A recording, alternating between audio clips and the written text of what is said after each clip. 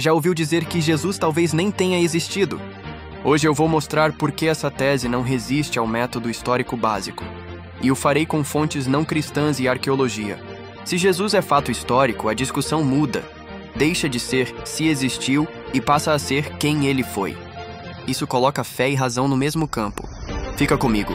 Trazerei as melhores provas externas que confirmam Jesus de Nazaré. Historiadores confiam quando várias fontes independentes e próximas no tempo coincidem. Temos exatamente isso. Testemunhos romanos e judaicos, hostis ao cristianismo, que falam de Jesus, Pilatos e do movimento cristão. Isso por si só é forte evidência. Tácito, senador e historiador romano, escreve nos anais que Cristos, nome associado ao movimento cristão, sofreu a pena extrema durante o reinado de Tibério, às mãos de Pôncio Pilatos. Tácito era hostil aos cristãos. Não tinha motivo para inventar isso. Sua menção é independente e confirma a execução de Cristo como fato cronológico e público. Flávio Joséfo, historiador judeu do fim do século I, menciona Jesus 2 vezes. Num trecho ele refere-se a Jesus, homem sábio, autor de feitos notáveis. Em outro ele cita Tiago, chamado irmão de Jesus que foi chamado Cristo. Joséfo confirma que já havia, entre judeus, memória de Jesus e um grupo que lhe seguia. É importante notar, o termo irmão em contextos antigos pode indicar parentes próximos, não apenas filhos da mesma mãe. O dado essencial é: Joséfo atesta a existência de Jesus como figura lembrada por judeus do século I. Plínio, governador romano, em carta ao imperador Trajano por volta de 112 d.C., descreve cristãos que se reúnem e cantam hinos a Cristo como a um Deus. Isso mostra que, apenas algumas décadas após os eventos, havia culto organizado a Cristo. Forte indício de que havia uma figura histórica real no centro dessa devoção. Juntas, essas 3 fontes são independentes e corroboram. Existe memória de Jesus, sua execução sob Pilatos e um culto cristão estabelecido no início do século II. Para um historiador, isso é evidência robusta. A arqueologia não prova palavras, mas confirma o contexto. Inscrições com o nome de Pôncio Pilatos, estruturas do período e costumes judaicos descritos nos evangelhos. Isso mostra que os evangelhos estão situados num mundo real, não num cenário imaginário. A historicidade de Jesus é o consenso acadêmico. A questão que a história nos deixa não é se ele existiu, mas quem ele realmente é. Agora eu quero te mostrar algo que muita gente nunca percebeu. O Novo Testamento não é um livro.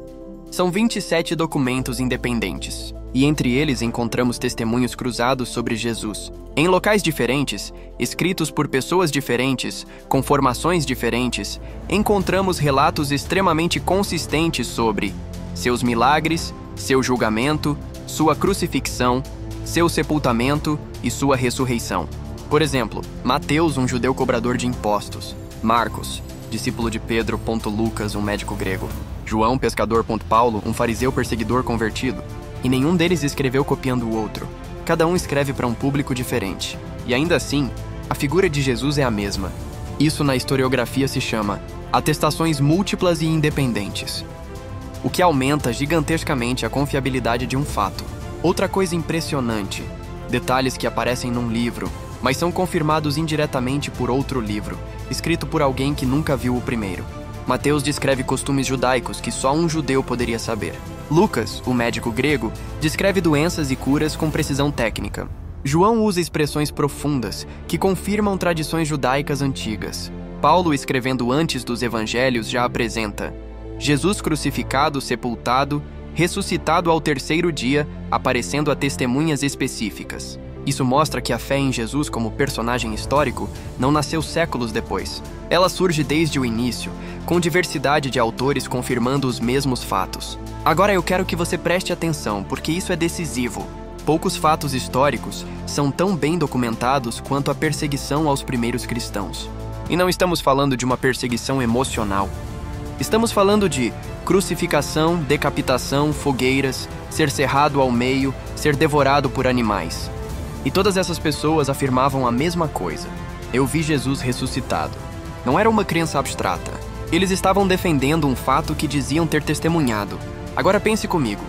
Quem morre por algo que sabe que é mentira? Mentem por interesse, sim, mas aqueles homens perderam tudo. família, posição social, bens, a própria vida. A pergunta que cala qualquer ceticismo honesto é: você morreria por uma mentira? A história mostra que centenas, depois milhares, disseram não. Eles morreram porque afirmavam ter visto Jesus vivo após a crucifixão. É por isso que nenhum historiador sério nega a existência de Jesus. O debate não é se ele existiu, o debate é quem ele realmente é.